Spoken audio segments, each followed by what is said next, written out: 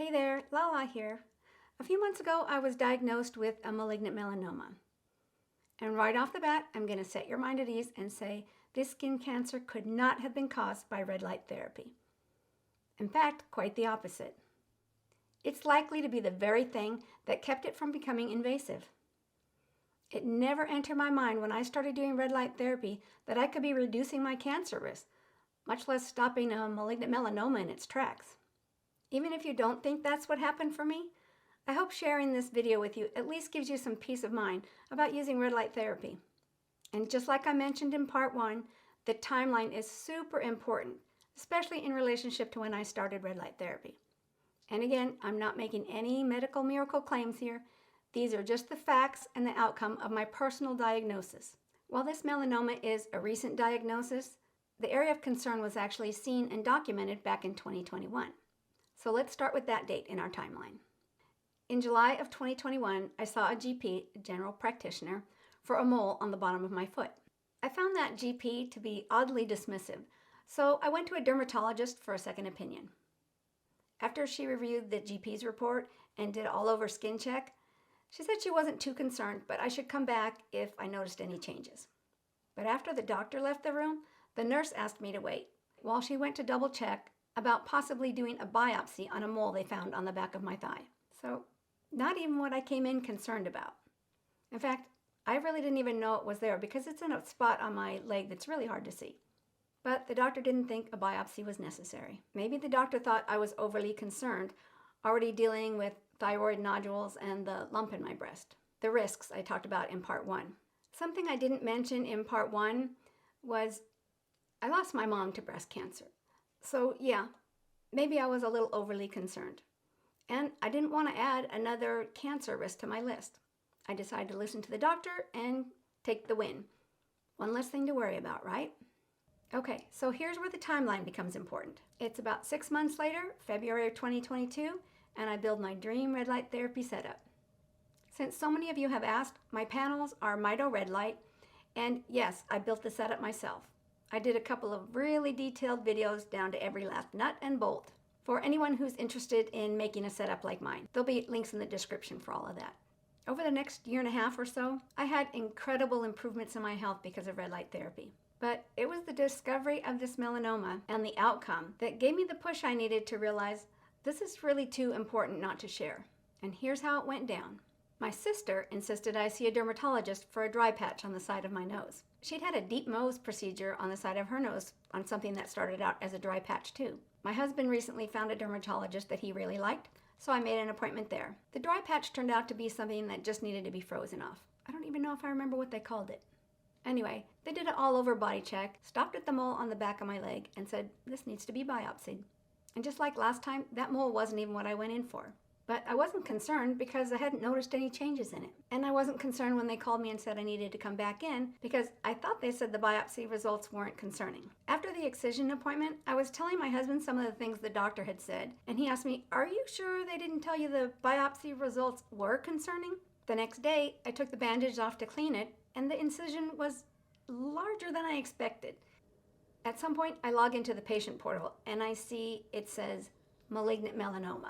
And of course, I know that's not good, but it says in situ, and I have no idea what that means.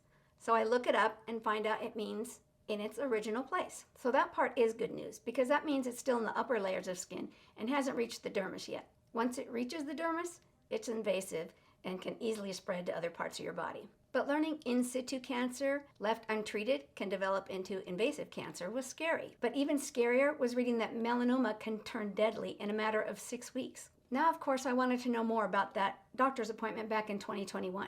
I wasn't given any paperwork on my way out. I never got anything in the mail other than a bill, and I never heard back from them. But in their defense, I never called them back either. So now I want to see those medical records. When I finally have them in hand and read it for the first time, I was pretty upset.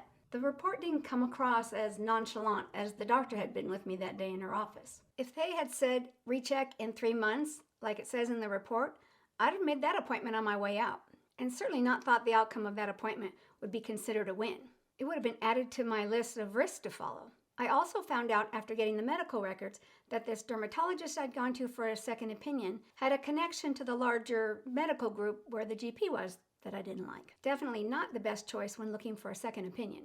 I take the report to my current dermatologist, and I'm telling him about it before he has a chance to look it over, and he says, this is probably a different mole we're talking about. But as he reads through the report and sees the photo, he was shocked. The mole was noted as being in the very position and having the same appearance as the melanoma he'd just taken off. Not to mention the fact that there were no other moles on the back of my thigh.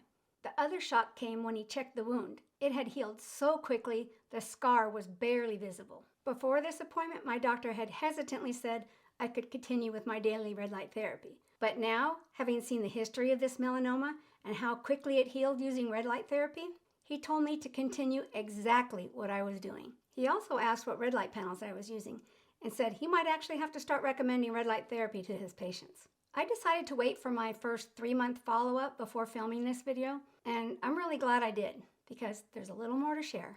As I said, I really like that this dermatologist errs on the side of caution. He has me come in every 3 months for a full body check. At the first 3-month check, they did 3 more biopsies on some small moles. These were not new moles or even moles that had changed, but as you can see at the top of all my medical records now, it says history of malignant melanoma. So there's no more watching and waiting, which is okay with me. For some reason, this time it took a month to get the pathology report, which was a pretty darn stressful wait. And of course, there was no way I was going to be filming until I got those results. While waiting, I came across this really great video that shows the progression of a melanoma from the in situ 0 stage to invasive to beyond invasive to stage 4. There'll be a link in the description to the full video. It is really enlightening. Look how slow the melanoma on the right progresses for the first 7 years. If you compare my photo on the left to the progression on the right, you'll see they look to be about the same around the 7.5 to 8 year mark. Now watch how it just takes off, hitting stage 4 in just over a year. A few months after my photos were taken, I was doing red light therapy. In the time it takes for this person's melanoma to rapidly reach stage 4, I'm doing daily red light, my melanoma never progresses, my thyroid nodules have stopped growing, and the lump in my breast disappears. Remarkable coincidence? Or did red light therapy save my life? A few weeks ago, I finally got the results of those 3 biopsies, and they all came back fine. Thank goodness. With the close eye they keep on me, scheduling rechecks every 3 months, I feel confident anything worrisome will be caught quickly. But I also feel confident with my daily use of red light therapy, there probably won't be anything there warranting a biopsy.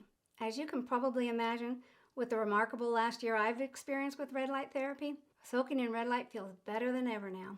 I'm going to sign off the way a viewer did in a comment in part 1, whose name is Mark, that I thought was particularly touching. In love and light, Lala.